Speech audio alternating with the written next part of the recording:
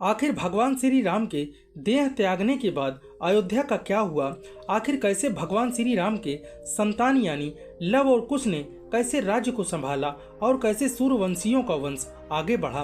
Video में आगे बढ़ने से पहले हमारे चैनल को सब्सक्राइब कर लें और बेल आइकन जरूर दबाएं। साथ ही कमेंट बॉक्स में जय श्री राम लिखना ना भूलें।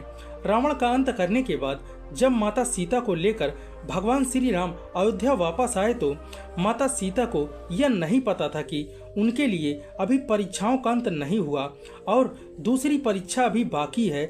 जब श्री राम ने अपनों के कहने पर और सवाल उठाने पर माता सीता को ही त्याग दिया, वह वाल्मीकि जी के आश्रम में रहने के लिए चली गईं, जहां उन्होंने अपने बेटों लव और कुश को जन्म दिया और उनका पालन पोषण किया। लेकिन इतना सब होने के बाद भी ये कहा जा सकता है कि माता सीता के पति श्री राम का ये प्रेम ही था, जिन्होंने सीता को त्यागने के बाद भी किसी दूसरी पत्नी के साथ शादी नहीं की। वे सीता की अनुपस्थिति में उनकी कमी को पूरा करने के लिए अपने साथ यज्ञ में सोने की मूर्ति लेके बैठ गए। सोने की मूर्ति इसलिए कि सोने को सबसे पवित्र माना जाता है। आइए जानते हैं, जब श्री राम ने राजपाट छोड़ दिया उसके बाद रघुवंशियों का क्या हुआ, फिर किसने शासन किया।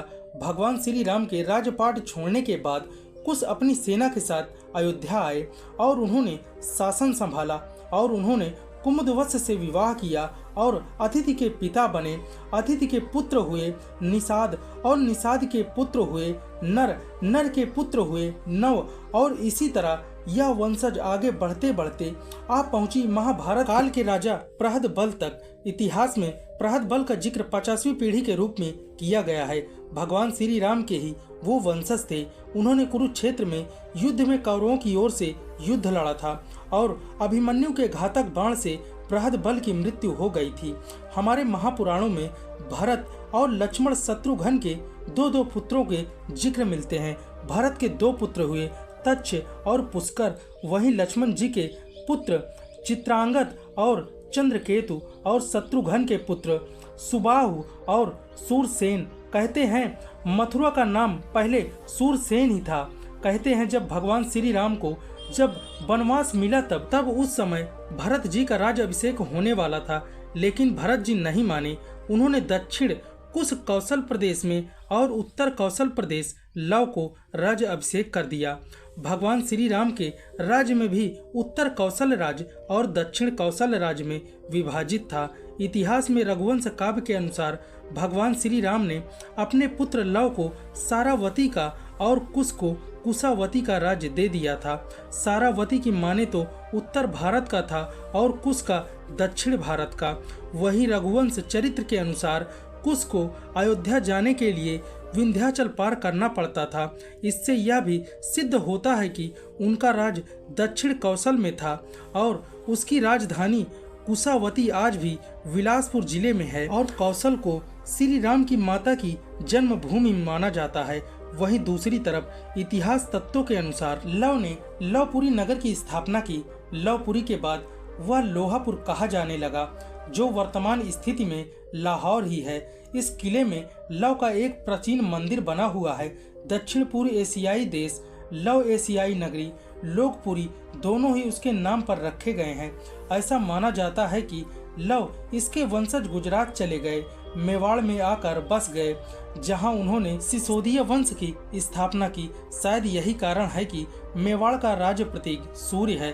साथ ही ये भी सुनने में आता है कि लव से राघव राजपूत का जन्म हुआ, जिनमें वड़गुंजन, जापस और सिकवाल का वंश चला, जिससे एक शाखा सिसोदिया वंश की थी, जिसमें केसल और गहलोद वंश के राजा हुए। दूसरी ओर कुश ने कुशावती राज्य की स्थापना की, जो छत्तीसगढ़ राज्य के बिलासपुर जिले में है। कुश ने अपना राज्य पूर्व की तरफ ही फैलाया और ऐसा माना जाता है कि थाईलैंड के राजा उसी वंश के थे। इसी कुछ कारण से थाईलैंड में राम की उपाधि देने की प्रथा आज भी है। इससे यानी कछुआ वंश की उत्पत्ति भी हुई। इसके अलावा मौर्य सैनी इस संप्रदाय की स्थापना कुश के वंश से हुई। वहीं मिस्ट्री ऑफ ऑथेंटिक इंडिया के अनुसार कुश की मृत्यु एक असुर की वजह से हुई थी, जहां कहा जाता है लव और कुश में कुश का ही वंश आगे बढ़ा। उसी कारण कुश के वंशज का वर्णन मिलता है। पुराणों में 30 दूसरे राजाओं का जिक्र भी मिलता है, जिसमें एक गौतम बुद्ध का नाम भी है, जिसमें सूर्य वंश के अंतिम राजा के रूप में राजा सुमित को ही कहा जाता है। नंद वंश के संस्थापक प्रथम नंद से हारकर अयोध्या को कस्बे में ले लिया था और ये समय ईसा पूर्व से 362 से 420 तक रहा होगा। वहीं भारत के सर्वोच्च अदालत में यह भी आगे जाके पूछा राम के भी कोई वंशज अस्तित्व में हैं। तब जयपुर के राज परिवार से दिया कुमारी ने पत्रावली के जरिए कुछ सबूत पेश किए, जिसमें अयोध्या के सभी राजाओं के नाम कर्म के अनुसार लिखे हुए थे, जिसमें श्री राम के वंशज के रूप में 289 नंबर पर वंशज जयपुर के सवाई जय सिंह का नाम भी था और इसी क्रम में 307 वंशज के रूप में दिया कुमारी के पिता महाराजा भवानी सिंह का भी नाम मिलता था। इस तरह से आज भी यह वंशज चलती आ रही है और आगे भी चलती रहेगी। हम भगवान श्री राम के ही अंश हैं, क्योंकि हमारा भारत अखंड भारत है। इसमें आपके क्या विचार हैं हमें कमेंट बॉक्स में ज़रूर बताएं। वीडियो अच्छी लगी हो तो वीडियो को लाइक करें और अगर आप हमारे चैनल पर नए हो तो चैनल को सब्सक्राइब कर लें। मिलते हैं अगले वीडियो में। आपका बहुत बहुत धन्यवाद।